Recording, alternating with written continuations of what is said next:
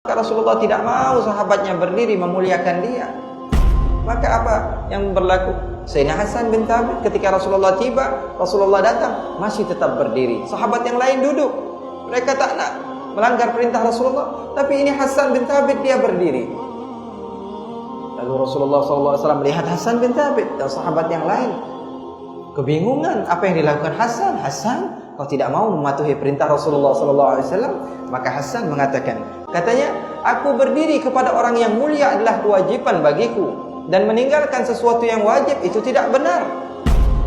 Aku bingung kepada orang yang memiliki akal yang sempurna, melihat orang seindah Nabi Muhammad akan tapi dia tidak mau berdiri. Maka seketika sahabat semua berdiri dan Rasulullah tersenyum kepada apa yang dilakukan Hasan bin Thabit.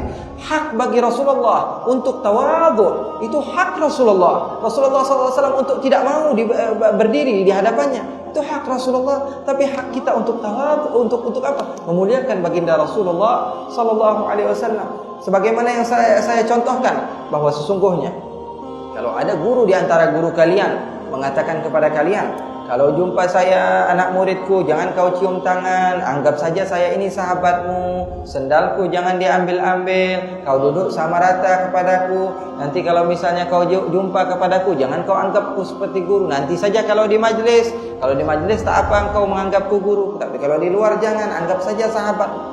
Esokan harinya dia berjumpa dengan gurunya, lalu katakan, hai bro,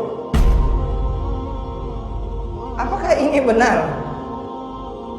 Apakah itu masuk akal ketika Rasulullah melarang kita, la taturruni kama atarratin nasara Isa bin Maryam? Ini hadisnya sahih, dikeluarkan Imam Bukhari, bahwa sesungguhnya jangan kau puji aku berlebihan. Dia katakan, oh hadisnya sahih, riwayatnya begini, riwayat dikeluarkan ini, jangan dipuji Rasulullah berlebihan. Kemudian apa yang kita lakukan? Apakah kita harus mengejek baginda Rasul? Apakah kita harus tidak memuliakan baginda Rasul? Kalau orang yang berpikir dengan pikiran yang jernih, maka ketika seorang guru mengatakan kepadanya, jangan kau muliakan aku, dia akan semakin memuliakan gurunya, karena tawadhu'nya seorang guru kepadanya.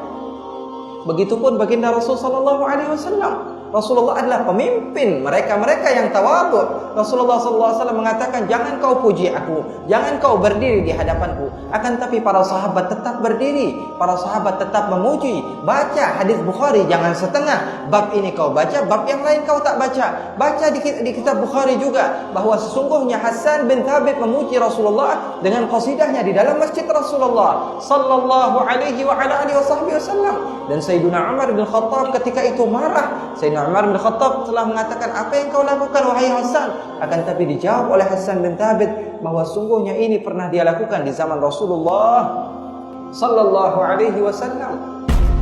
Zaman sekarang zaman fitnah. Ketika seseorang ingin memuliakan Rasul, mereka anggap itu adalah sesuatu yang sesat. Ketika seseorang ingin membaca maulid Rasul, mereka katakan ini sesuatu yang menyimpang daripada ajaran Allah. Ketika seseorang ingin membaca pujian kepada Rasul, mereka katakan ini tidak wajar, ini tidak bagus, ini tidak sejalan dengan Al-Quran dan Sunnah. Kalau seseorang di antara kita ingin mengundang Rasulullah dengan sebutan Sayyiduna, dia katakan ini sesuatu yang bid'ah, maka tidak bagus. Ketika kita ingin memuliakan seseorang yang bernisbat kepada Rasulullah daripada keturunan baginda Rasulullah yang terjaga nasabnya sampai sekarang, maka dia katakan Rasulullah putus tidak punya keturunan.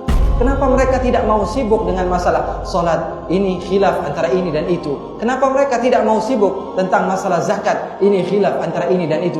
Karena mereka ingin memisahkan antara hubungan kita dengan Rasulullah Sallallahu Alaihi Wasallam. Perhatikan ajaran mereka, selalu bertolak belakang dengan sesuatu yang berurusan dengan baginda Rasulullah Sallallahu Alaihi Wasallam.